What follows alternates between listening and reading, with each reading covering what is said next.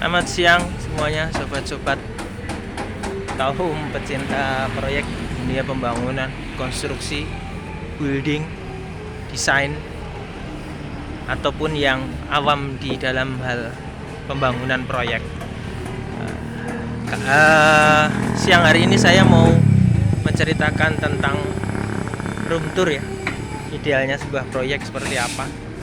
Jadi sebuah proyek itu dari segi fisik, persiapan itu apa yang biasanya ada. Jadi yang pertama, dari sebelum proyek dimulai biasanya kita pagerin dulu sekeliling proyek, pasangin seng atau tembok atau semi permanen yang tidak permanen. Karena nanti yang permanen biasanya dinding bata atau dinding panel. Nah, jadi gitu.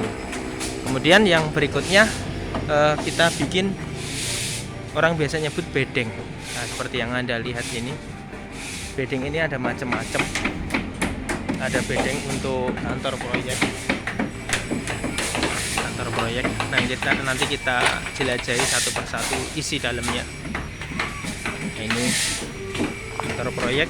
Kemudian ada juga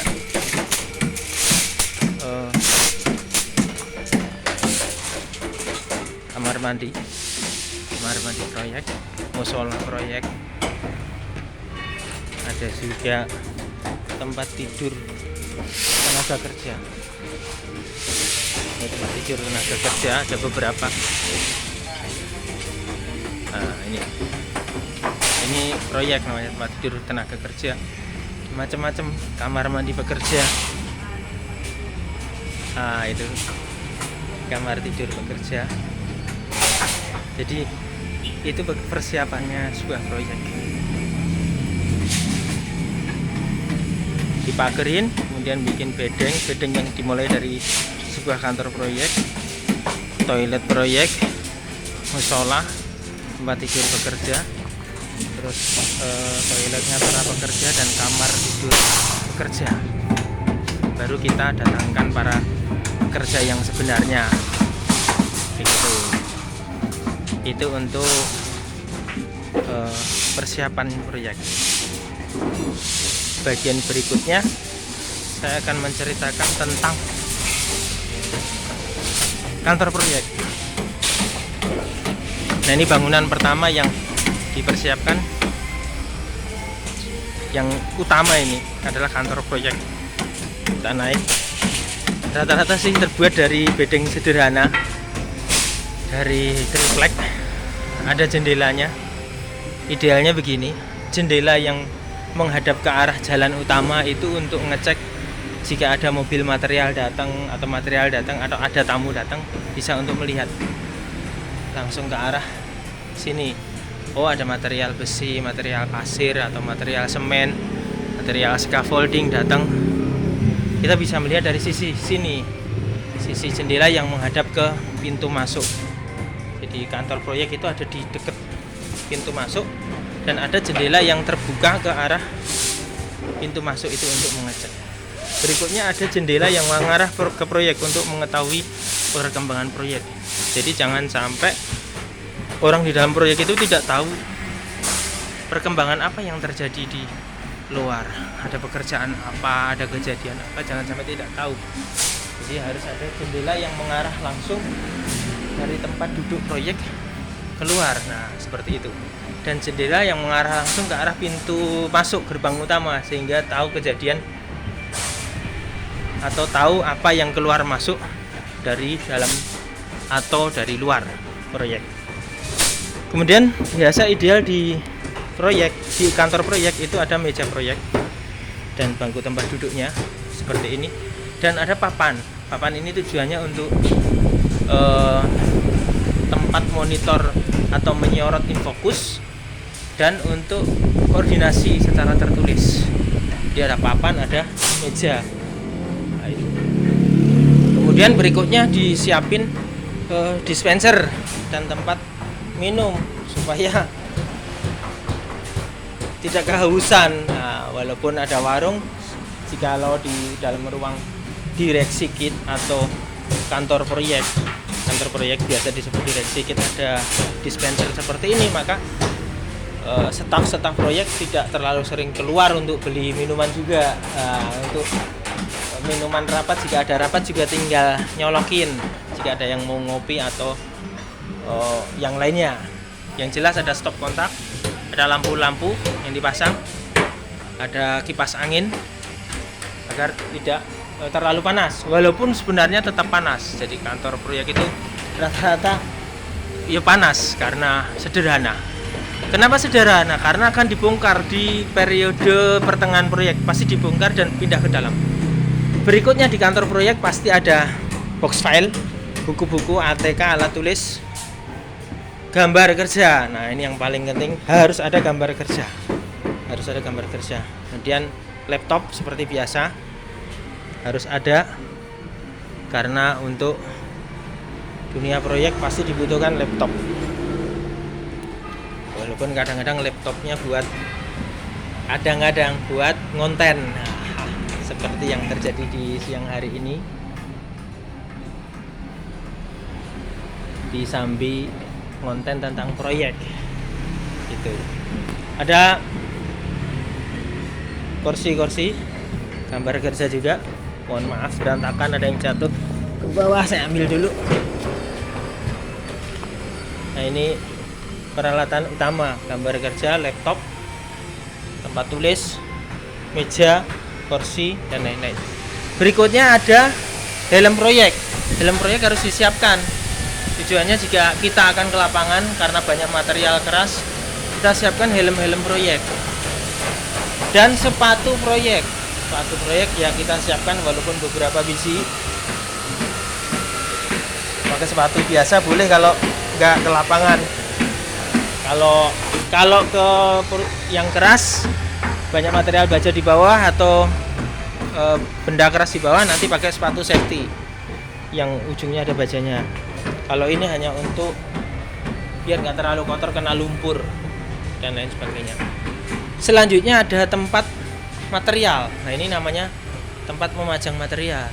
Material yang akan dipakai di proyek dipajang di sini, di tanda tangan pihak berwenang. Siapa yang menentukan? Konsultannya atau perencananya tanda tangan. Contoh data. Kemudian ada juga ini P3K. Wajib ada karena pekerja itu pasti pusing dan lain-lain sebagainya. Naudzubillah min dzalik, jika ada yang kejadian berdarah juga bahaya. Di material dipajang di sini, contoh-contoh material dipajang.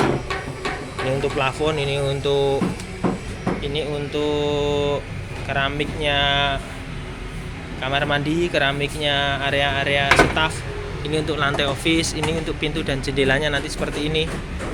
Kemudian ada sampel-sampel juga untuk yang elektrikalnya, seperti lampu yang akan dipasang, sampelnya ditaruh sini biar semua yang berwenang dalam proyek melihat sampelnya. Oh, ini toh lampu yang akan dipasang, oh itu toh keramik yang akan dipasang di sana. Jadi tidak terkaget-kaget.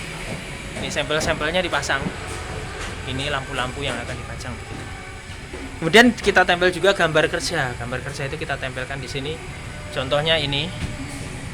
Jadi kita tahu, oh itu yang warna pink itu fondasi atau slope-nya atau T-beam-nya. Ada keterangannya di sini. Yang biru turap, garis merah, lantai kerja T-beam, kuning pembesiannya, pink dicor tanggal berapa, dicor TB itu T-beam itu. Contoh aja nih. Dicor tanggal berapa, dicor kolomnya. Ada juga seperti ini, gambar kerja juga ini tiang pancangnya, titik-titiknya dipancang tanggal berapa, ditulis di sini supaya orang-orang bisa melihat dengan jelas. Kemudian kedalamannya berapa, MPa-nya berapa, tonnya, tekanannya. Nah, nanti kalau udah masuk finishing, karena ini masih struktur, kalau udah masuk finishing, pasang bata, laser aci, nanti ditempel lagi. Kemudian ditempel juga gambar-gambar 3D, nanti jadinya kayak gini. Nah, ini tujuannya untuk semangat jadinya seperti ini itu bisa sama antara manpower di lapangan, pelaksana yang mengarahkan tukang, mandor yang mengawasi tukang, mengarahkan tukang, itu mengerti semua. Oh, nanti jadinya kayak gini loh, bikin kayak gini ya, jangan beda atau jangan lebih jelek. Kemudian ditempel juga time schedule. Time schedule itu untuk mengetahui kita hari ini apa, mau ngapain, kita minggu depan mau ngapain, kita bulan depan mau ngapain, ada targetnya. Bahwa kita minggu depan harus sudah ini, harus sudah ini, harus sudah ini, ada tahapannya dan semuanya harus membaca.